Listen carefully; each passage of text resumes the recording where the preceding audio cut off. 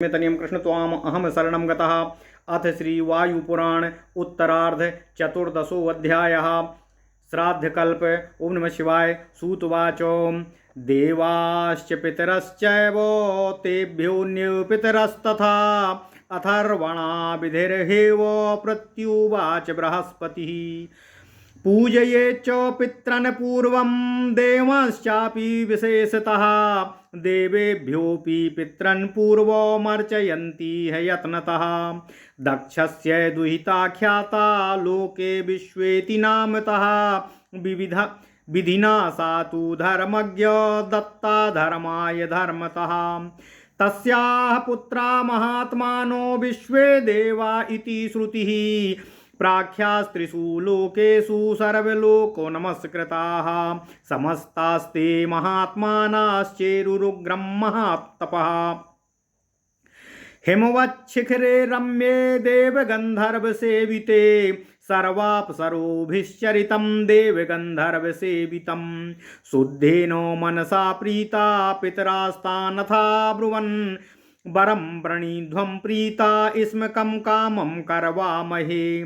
एवमुक्तं तु पितृभिस्तथा त्रैलोक्यभावनः प्रजानामाधिपो ब्रह्मा विश्वानितीदं ब्रवीतो। ब्रह्मोवाच महातेजा महादेवास्तपसा तैस्तुता पितः तपसा तेन सुप्रीतः कम कामं विदधामि वः।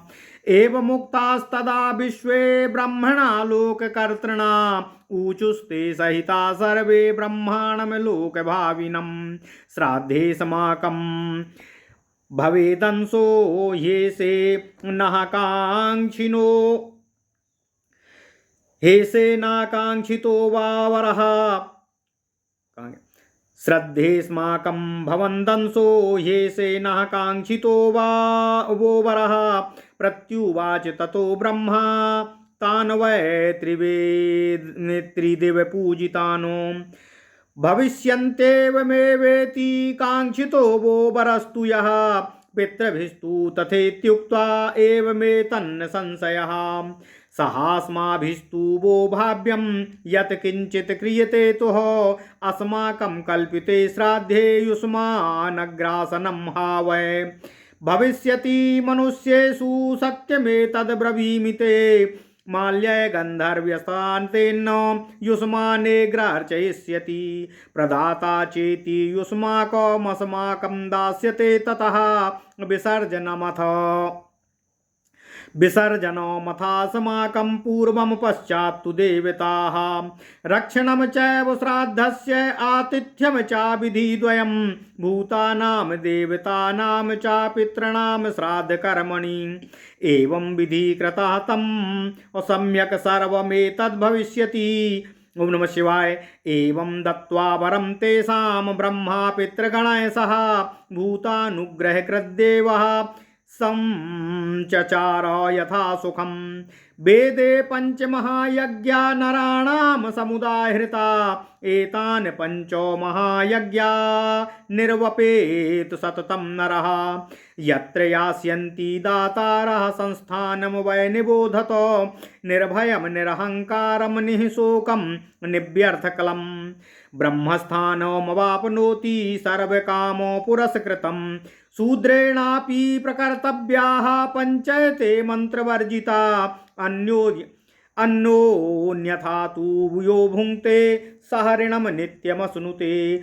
ऋणं च भुङ्क्ते पापात्मा यः पचेदात्मकारणात् तस्मान्निवर्तयेत् पंच महायज्ञान् सदा बुधा।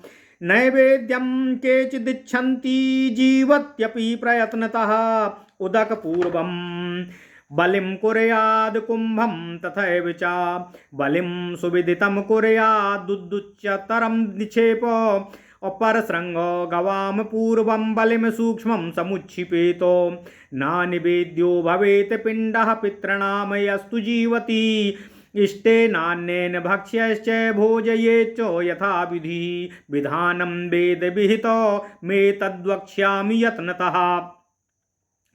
देवदेवा महात्मानो ह्येतेऽपि पितरो ह्यतः इच्छन्ति केचिदाचार्याः पश्चात् पिण्डनिवेदनं पूजनं चैव विप्राणां पूर्वे वो हि नित्यशः तद्विधर्मार्थकुशला नित्युवाचो बृहस्पतिः पूर्वं निवेदयेत पिंडम पश्चात् दुष्प्रांश्च भोजयेत योगात्मानो महात्मानः पितरो योग संभवाः सोममाप्यायन्ते ते पितरो योगमास्थिताः तस्मात् दद्याच्छुचिः पिण्डान् योगिभ्यस्तत्परायणा पितॄणां हि भवेते दे तत्साक्षादिवहुतं हविः ब्रह्मणानां सहस्रेभ्यो योगी चाग्रायसने यदि यजमानं च भोक्तृचं नौरीवाम्भसि तारयेत असतां प्रग्रहो यत्र सतां चैव विमानना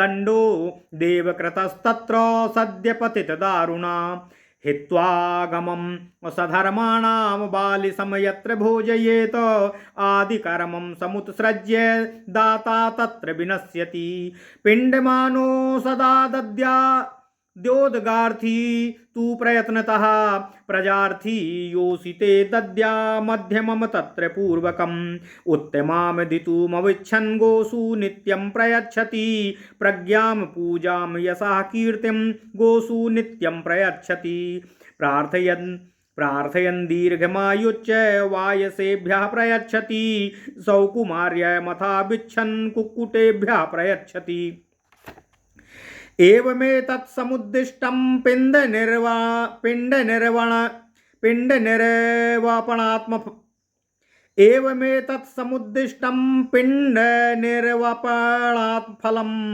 आकाशं समयेद्वापि स्थितोऽप्सु दक्षिणामुखः पितॄणां स्थानमाकाशं दक्षिणा चैव दिग्भवेत् एकं विप्रा पुनः प्राहुः पिण्डरोद्धरणं मग्रतः अनुज्ञाते तैर्विप्रैर्वानमु द्वीयतामिति पुष्पाणां च फलानां च भक्ष्याणामन्नतस्तथा अग्रमुद्यत्य सर्वेषा जुहूयाज्जात वेदसी भक्ष्यमन्नं तथा पेयमनूतमफलानि च हुत्वा चाग्नौ ततः पिण्डानिर्वपेद्दक्षिणामुखः वैवस्वताय सोमाय हुत्वा पिण्डं निवेद्य सः उदकानयनं कृत्वा पञ्चाद्विप्रांश्च भोज्येत आनु पूर्व्यात् तथा विप्रान् भक्षयैर्नैश्च शक्तितः स्नैग्धैर्भक्ष्य सुगन्धैश्च तर्पयेत रसैस्तथा एकाग्रः पर्युपासीतो प्रयतः प्राञ्जलिस्थितः तत्परः श्रद्धानश्च कामानाप्नोति मानवः अक्षुद्रत्वं कृतगत्वं दक्षिणन्द्यं सत्कृत्य चायत ततो यज्ञं च दानं च प्रयच्छन्ति पितामहा अतः परं विधिं सौम्यं भुवक्वत्सु द्विजातिषु आनुपूर्वेण विहितं तन्मे निगदतः शृणु प्रोक्ष्य भूमिमथोद्धृत्य पूर्वं पितृपरायणः तत्रोत्र विकिरं कुर्याद्विधि दृष्टेन कर्मणां स्वधाम वाच्य ततो विप्रा विधिवत भूरि दक्षिणानो अन्यशेषमनुज्ञाप्य सत्कृत्य द्विजय सत्यमानो प्राञ्जलि प्रयतश्चैव अनुगम्य विसर्जयेत। ओम नमः शिवाय, ओम नमः शिवाय, ओम नमः शिवाय, ओम नमो भगवते वासुदेवाय। ओम देवकी सुत गोविंद वासुदेव जगतपते देहि में तनियम कृष्ण त्वाम अहम शरणं गतः। अथ श्री वायुपुराण उत्तरार्ध चतुर्थो अध्यायः श्राद्धकल्प 4। ओम नमः शिवाय। सूत जी ने कहा, हे ऋषिगणों, अथर्ववेद के अनुसार बृहस्पति जी ने यह विधि बताई है कि पितरों के नाम से विख्यात देवगणों के अतिरिक्त अन्य पितरगण भी सर्वप्रथम विशेष रूप से पितरों की तथा उसके पश्चात देवताओं की पूजा करनी चाहिए। लोक रीति के अनुसार लोग देवताओं से पूर्व पितरों की पूजा करते हैं। हे धर्मज्ञ गणों, पूर्व काल में दक्ष ने लोक विख्यात विश्वा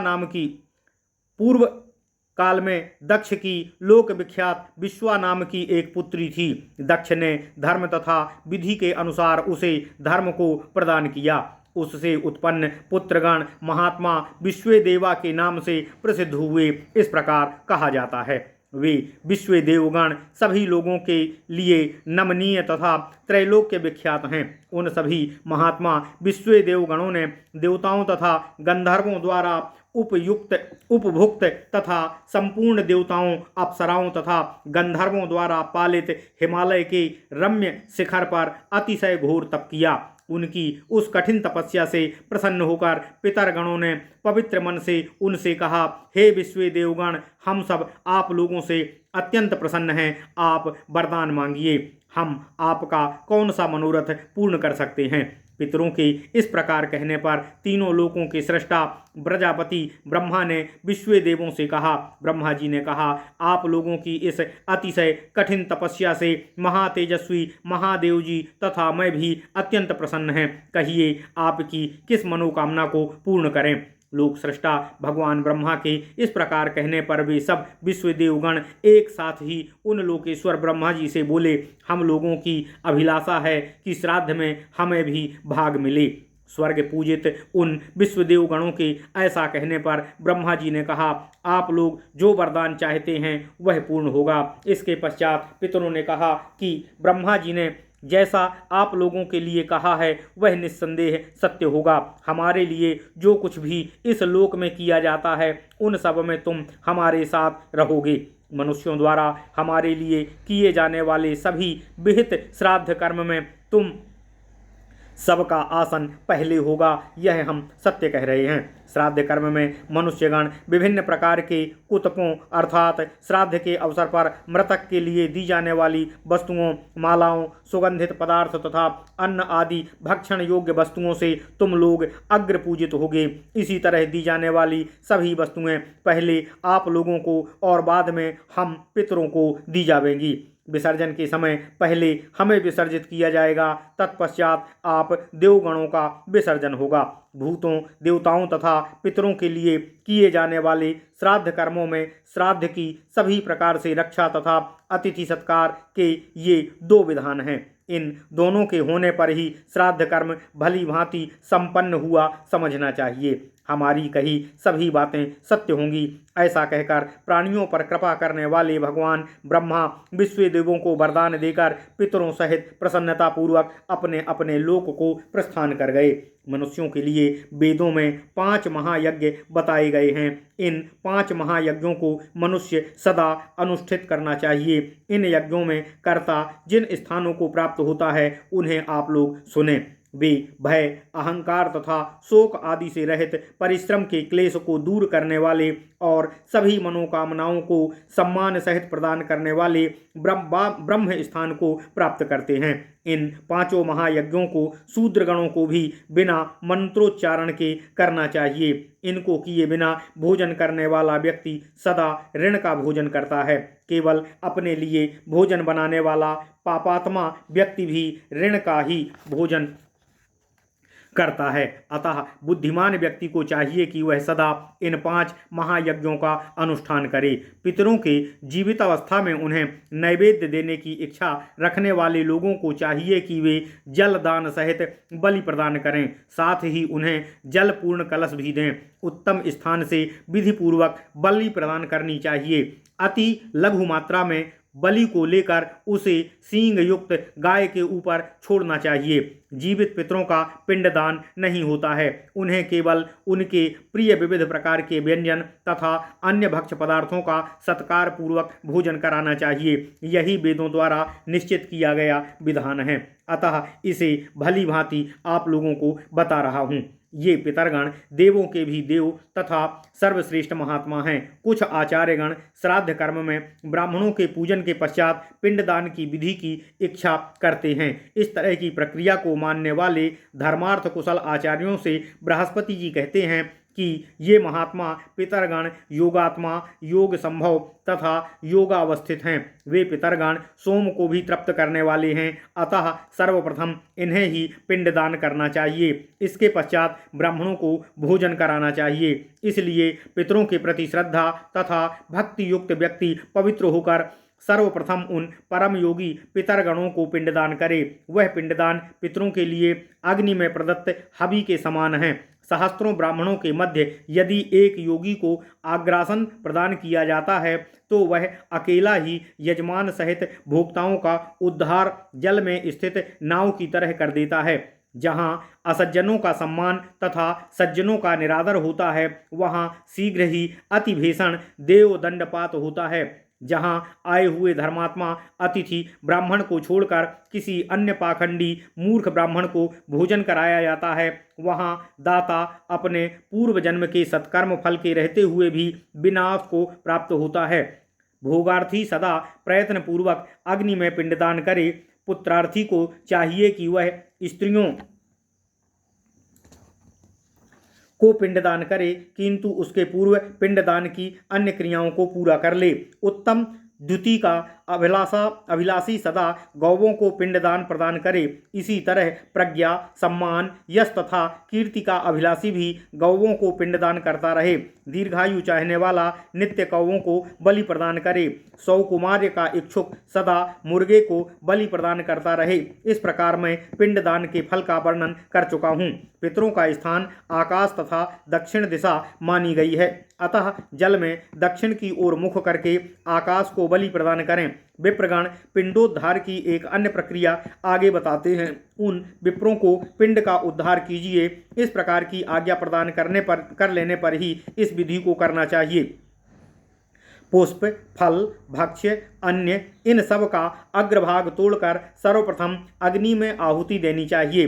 पिंडदान करने वाला व्यक्ति दक्षिण की ओर मुख करके खाद्य पदार्थ पेय वस्तु तथा अति उत्तम फल आदि को अग्नि में आहुति देने के पश्चात पिंडदान करे। वैवस्वत तथा सोम को पिंडदान के बाद जलांजलि दे करके ब्राह्मणों को भोजन कराना चाहिए। यथाशक्ति उन्हें विभिन्न खाद्य पदार्थों अन्न आदि का क्रमानुसार भोजन कराना चाहिए। स्निग्ध तथा सुगंधित खाद्य पदार्थों से तृप्त कर उन्हें विभिन्न पेय रसों से संतुष्ट करें। फिर एकाग्र चित्त से स्वयं हाथ जोड़कर उसका यथाविधि पूजन करें। इस प्रकार श्राद्ध कर्म में उद्योगी तथा श्रद्धा युक्त व्यक्ति संपूर्ण कामनाओं को प्राप्त करता है। पितामहगण उसे श्रेष्ठता कृतज्ञता बुद्धिमत्ता सत्कृत यज्ञ दान आदि की शक्ति प्रदान करते हैं। हे ऋषिगणों, ब्राह्मणों द्वारा भोजन कर लेने पर श्राद्ध कर्म में की जाने वाली क्रियाओं को अब मैं आप लोगों से कहता हूँ, सुनिए। सर्वप्रथम पितृपरायण व्यक्ति भूमि पर जल छिड़ककर उसे परिष्कार करे। फिर विधि के अनुसार विघ्नों को दूर करने के लिए प्रोक्षण करे। फिर ब्राह्मणों से स्वधा का उच्चारण करवाकर भली भांति उसका सत्कार करे एवं पर्याप्त दक्षिणा प्रदान करे। अवशेष अन्न के लिए उनसे आज्ञा प्राप्त करे। तत्पश्चात हाथ जोड़कर मन तथा इंद्रियों को वश में रखते हुए कुछ दूर तक उन्हें विदा करने जाए। इसके पश्चात विसर्जन करे। ओम नमः शिवाय। इति श्री वायुपुराणे वायुप्रोक्ते उत्तरार्धे श्राद्धकल्पो नाम 14वाध्यायः। ओम नमः शिवाय। इस प्रकार श्री वायु महापुराण में उत्तरार्ध में श्राद्धकल्प नामक 14वां अध्याय पूर्ण हुआ। ओम नमः शिवाय। ओम नमः शिवाय। ओम नमः शिवाय। ओम नमो भगवते वासुदेवाय। ओम देवकी सुत गोविंद वासुदेव जगतपति देहि में तनियम कृष्ण त्वाम